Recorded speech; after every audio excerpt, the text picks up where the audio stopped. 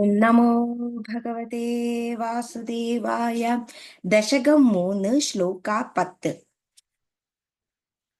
Kim മുക്തൈഃ ഭൂയോഭിഃ tawa he കരുണാ യാവത് ഉദീയാത് അഹം താവദ്ദേവ പ്രഹിത വിവിധ ആർത്തപ്രലപിതഃ പുരഃ ക്ലിപ്തേ പാദേ വരദ തവ നേഷ്യാമി ദിവസാൻ യഥാ ശക്തി വ്യക്തം നദിനുതി നിഷേവാ വിരചയൻ.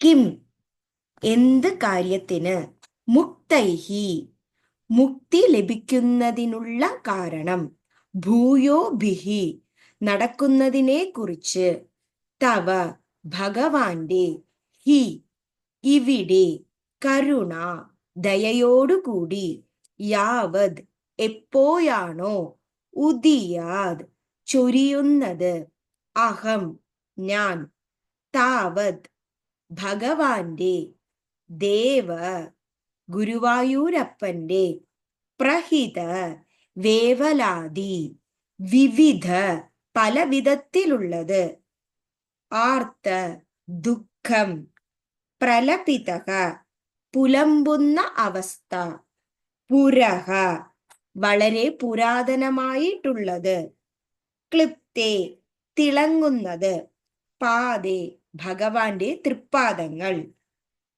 തവ ഭഗവാൻ, നേഷ്യാമി കഴിച്ചു കൂട്ടിക്കൊള്ളുക, ദിവസാൻ ഓരോ ദിവസവും, യഥാശക്തി എന്റെ ശക്തിക്ക് അനുസൃതമായിട്ട്, വ്യക്തം തെളിഞ്ഞ അവസ്ഥ, നതി നുതി എങ്ങനെയൊക്കെയോ, നിഷേവ സ്തുതി ഭജിക്കുന്ന ആ സ്തോത്രങ്ങൾ, വിരചയൻ കഴിഞ്ഞു കൊള്ളുന്ന അവസ്ഥ. കിം മുക്തൈർഭൂയോഭി തവ ഹി കരുണാ യാവദുദീയാത് അഹം താവദ്ദേവ പ്രഹിത വിവിധാർത്ഥ പ്രലപിതഃ പുരക്ലിപ്തേ പാദേ വരദ തവ നേഷ്യാമി ദിവസാൻ യഥാ ശക്തി വ്യക്തം നദിനുതി നിഷേവാ വിരചയൻ.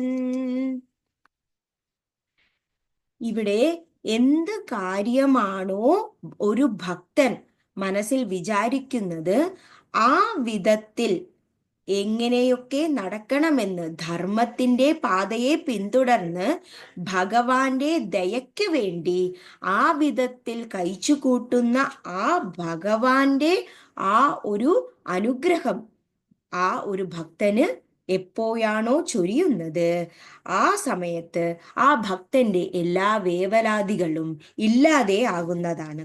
അത് മാത്രവുമല്ല, പലവിധ ദുഃഖത്തിൽ നിന്നും, പലവിധ പുലമ്പലുകളിൽ നിന്നും ആ ഭക്തൻ മുക്തി നേടുന്നു. അങ്ങനെ ഭഗവാന്റെ വളരെ തിളങ്ങുന്ന തൃപ്പാദങ്ങൾ ആ ഭക്തൻ എപ്പോഴാണോ മനസ്സിൽ ആ കുടികൊണ്ട് അതിനെ ഭജിക്കുന്നത്, അപ്പോൾ ഭഗവാൻ ആ ഭക്തന് വരങ്ങൾ തരുന്നു.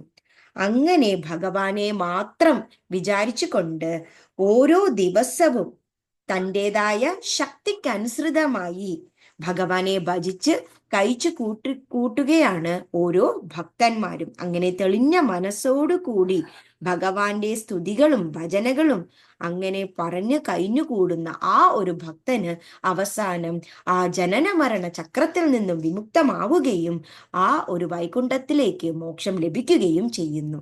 ഇതാണ് ഈ ശ്ലോകത്തിൽ പ്രതിപാദിപ്പിക്കുന്നത്.